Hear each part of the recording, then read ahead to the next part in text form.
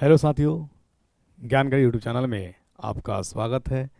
BPSC का practice set चल रहा है, बीपीएससी ट्री वाला। और हम लोग का जो सेट प्रैक्टिस है 17वां सेट प्रैक्टिस है।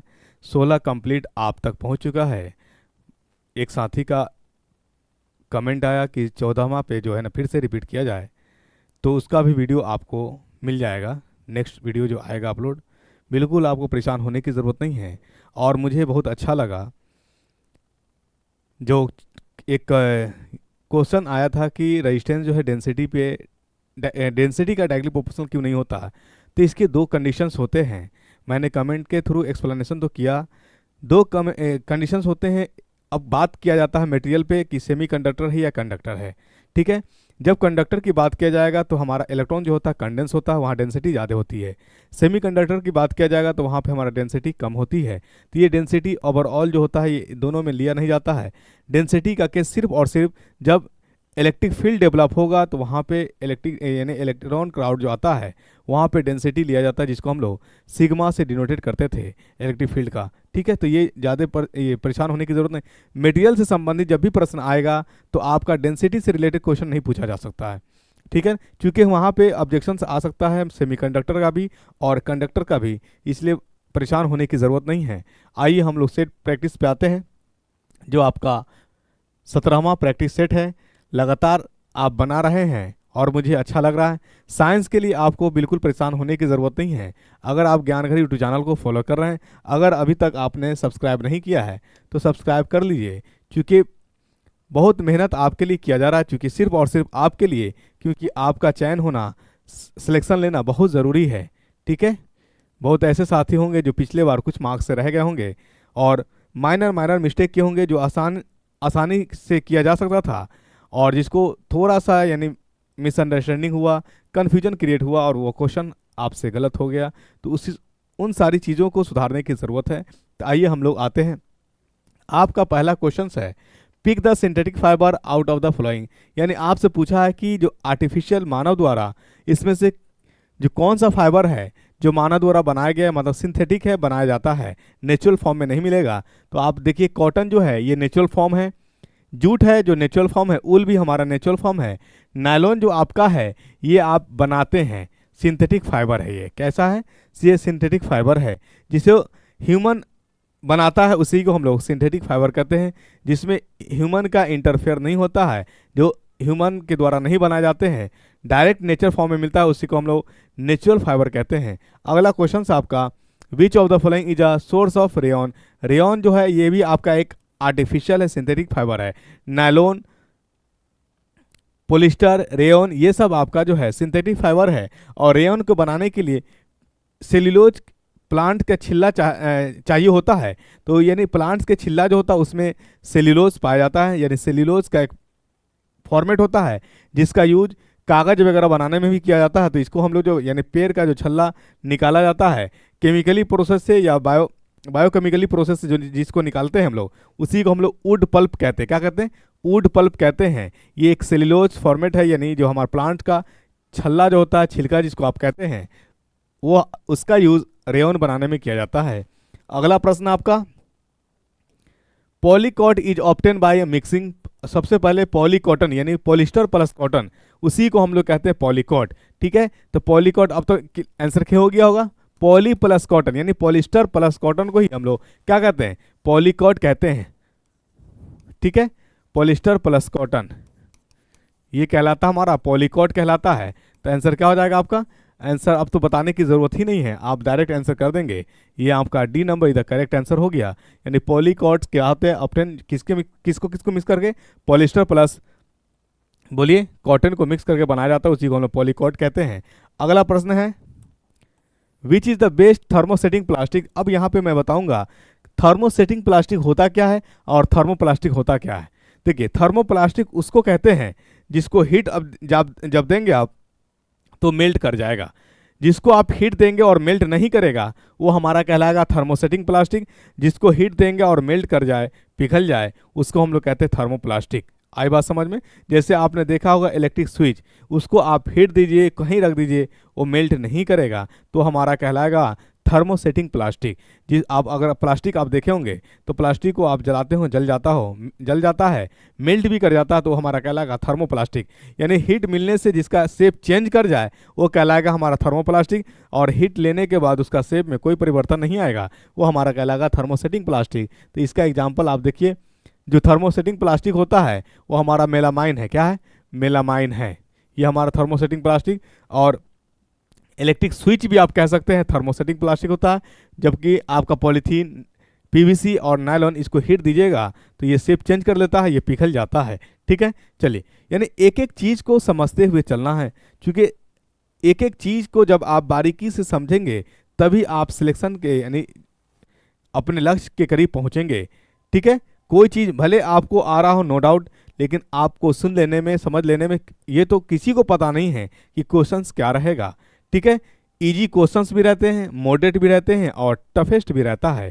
ठीक है, तो अक्सर लोग इजी को गलत कर जाते हैं। ठीक है, तो गलती नहीं होनी चाहिए। आइए अगला प्रश्न हमारा है, the material similar to silk appearance is, यानी इसमें से कौन सा है जो सिल्क से के कम जो है क्या कहते हैं, सिल्क से संबंधित है। याद रखिए, रेयन जो होता है, रेयन थोड़ा हल्का कॉस्टली, कम कॉस्टली होता है विथ रिस्पेक्ट टू सिल्क के रिस्पेक्ट में, तो रेयन और सिल्क एक ही जैसा होता है। तो याद रखिए, रेयन आपका जो है सिल्क से संबंधित है, रेयन।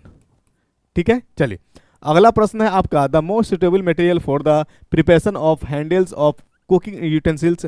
अब देखिए, आप जो कुकर, प्रेशर कुकर इस्तेमाल करते हैं उसका जो हैंडल होता है पकड़ने वाला, आप खुद डिसाइड करिए कि उसका जो हैंडल होगा किस चीज़ का बना होना चाहिए। बिल्कुल आपने सही कहा कि उस चीज़ का बना होना चाहिए जिसमें आप, जिसको हीट मिलने के बाद भी उसका ना उसमें हीट आए और ना वो अपना शेप चेंज कर ले। तो वो हम यानी नहीं, अगर शेप चेंज कर लेगा तो हमारे लिए और आपके लिए क्या हो जाएगा, लॉस का कारण बन सकता है। तो आप उस चीज़ का इस्तेमाल करेंगे जो थर्मोसेटिंग प्लास्टिक होगा। तो आप देखिए, इसमें से थर्मोसेटिंग प्लास्टिक कौन है, थर्मोसेटिंग प्लास्टिक आपका मेलामाइन है। ठीक है, बैकलाइट है, इलेक्ट्रिक स्विच है, ये सब आपका थर्मोसेटिंग प्लास्टिक है। तो आंसर आपका बैकलाइट चला जाएगा आंसर में। ठीक है, थर्मोसेटिंग प्लास्टिक, यानी आप जो प्रेशर कुकर का जो हैंडल बनाओगे किसका बनाओगे, बैकलाइट को बनाओगे। क्यों बैकलाइट को बनाएंगे, बैकलाइट को बनाने के पीछे क्योंकि ये थर्मोसेटिंग प्लास्टिक है, इसको हीट मिलने के बाद ये अपना शेप और ये मेल्ट करेगा नहीं, पिघलेगा नहीं, ना ही आप ये अपना शेप चेंज करेगा।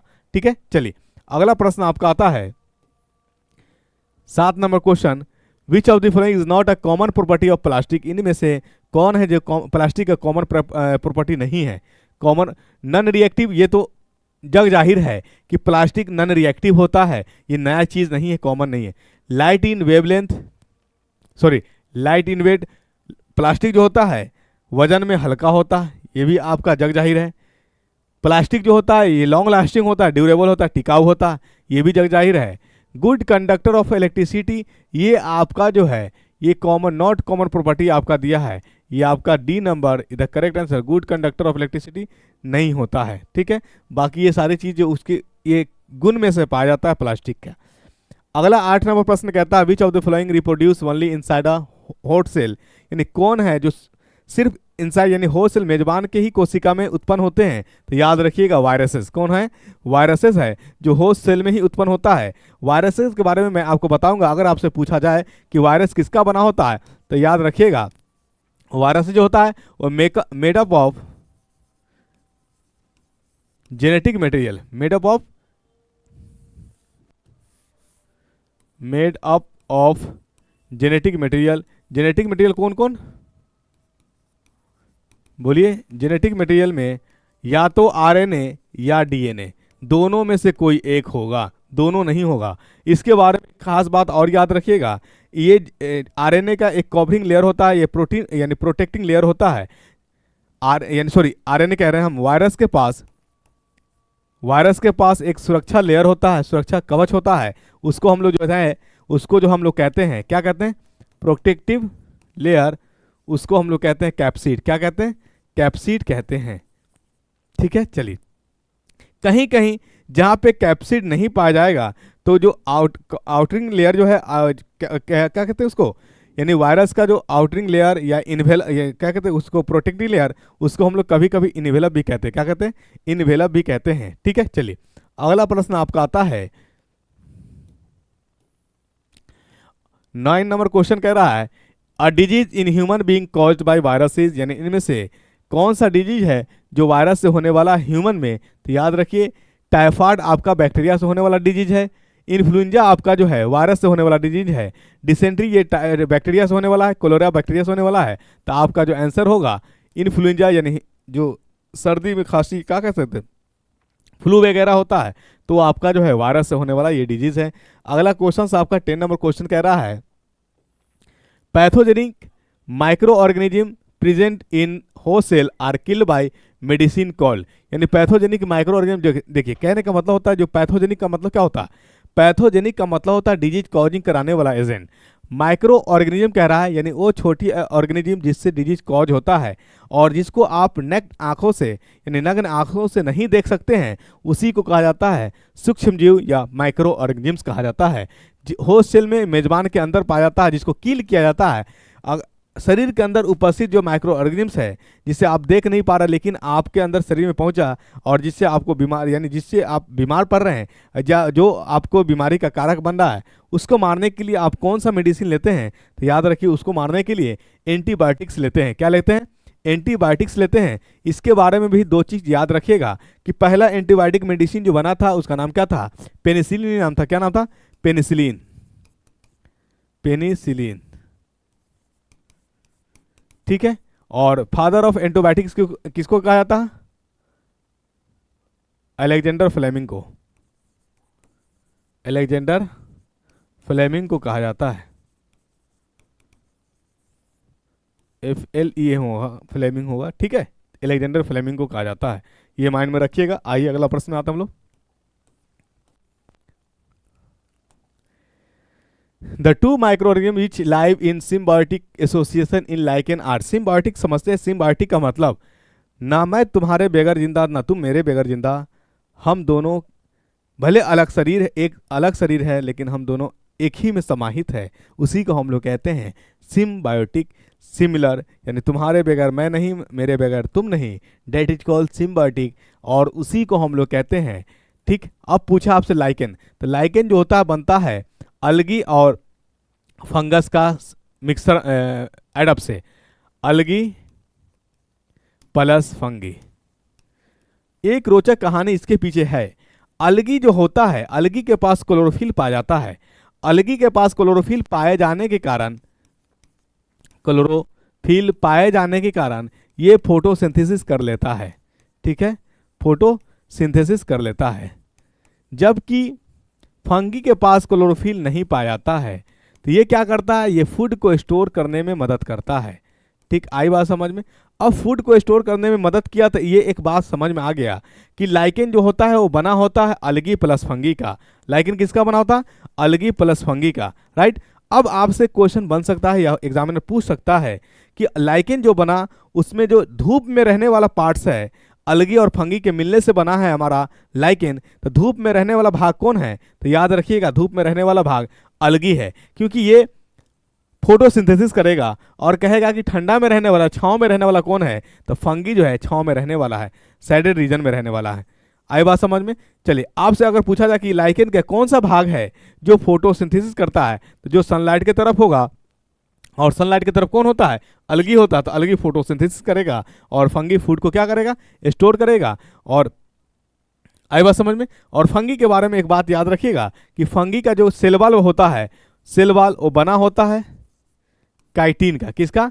Cell wall made up of chitin, chitin या काइटिन आप कह लीजिए। काइटिन बाय नेचर प्रोटीन होता है, ठीक है। यहां तक क्लियर हुआ? आगे बढ़ते हम लोग। जहां से क्वेश्चंस बनने की संभावना है या पूछा जा सकता है, मैं उन सारी चीज़ों को आपको बताते हुए चल रहा हूं। आइए अगला प्रश्न आपका, यानी टू माइक्रोऑर्गेनिज्म कौन हो जाएगा हमारे पास?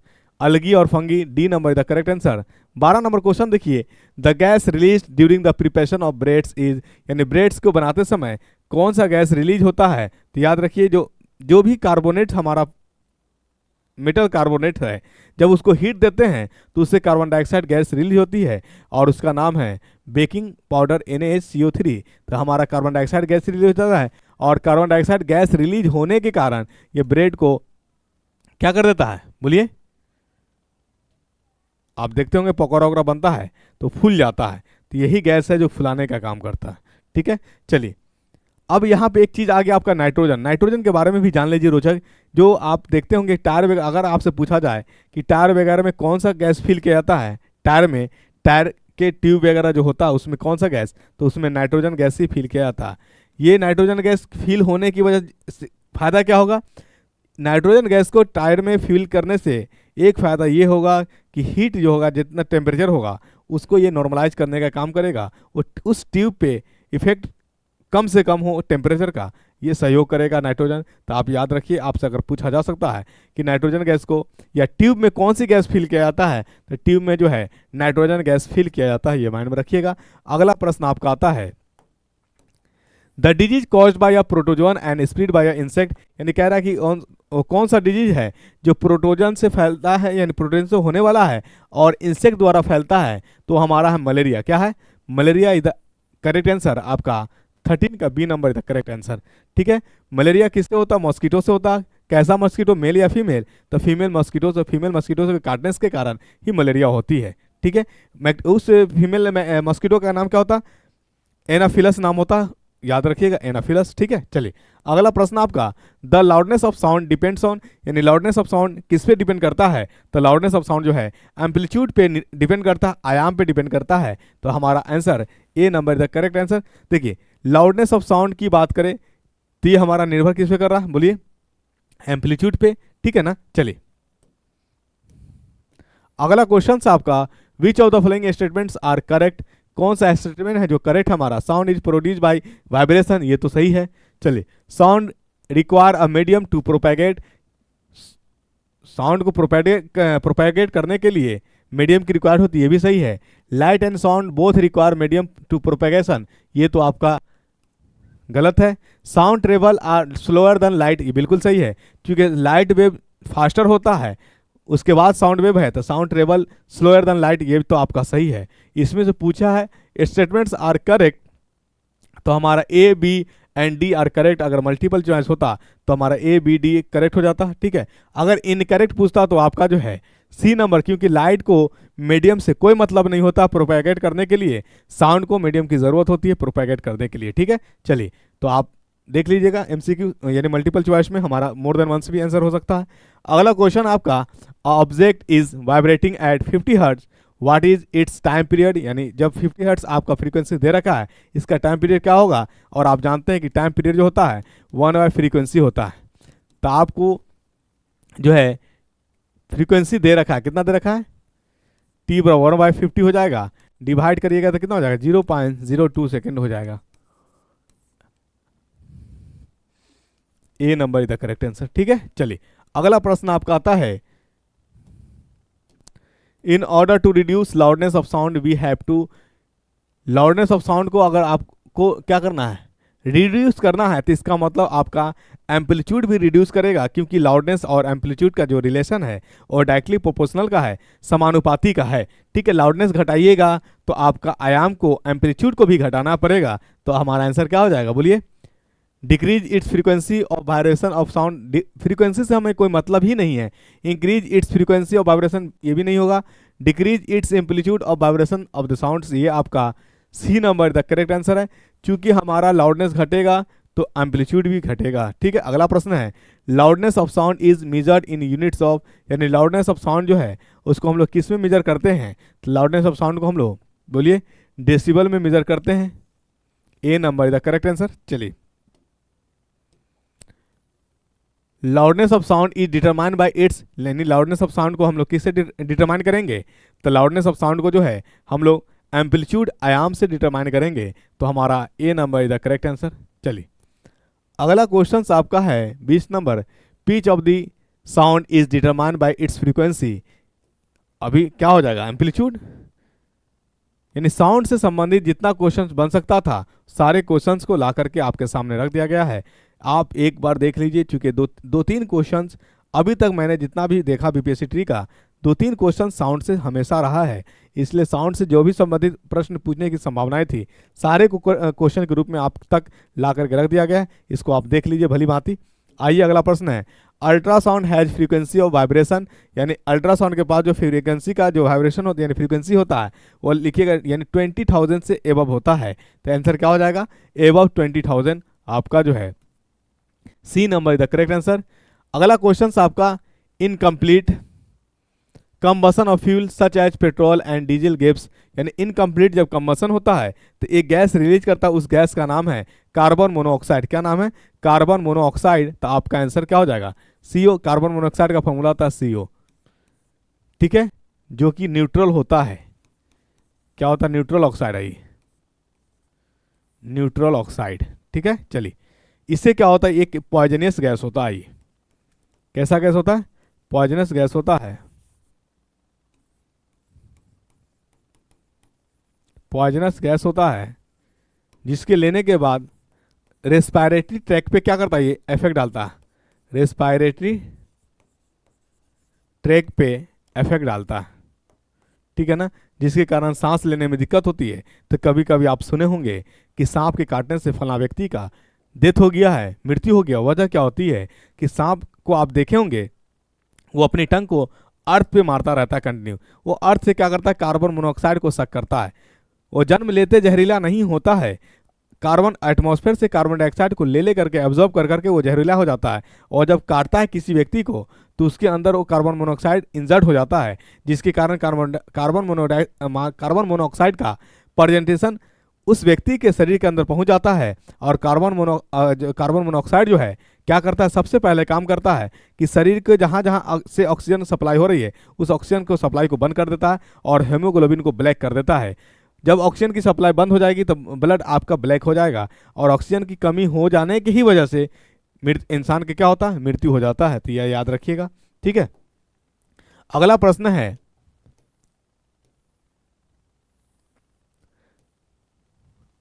The phenomena of water cancer is due to, phenomena of water cancer, यानी वाटर कैंसर हम लोग कहते हैं किसको है, तो वाटर कैंसर हम लोग एसिड रेन को कहते हैं। क्या कहते हैं, एसिड रेन को कहते हैं। अगला प्रश्न है, which of the following is not a way to conserve water, यानी वाटर को कंजर्व करने का, संरक्षित करने का कौन सा तरीका नहीं है।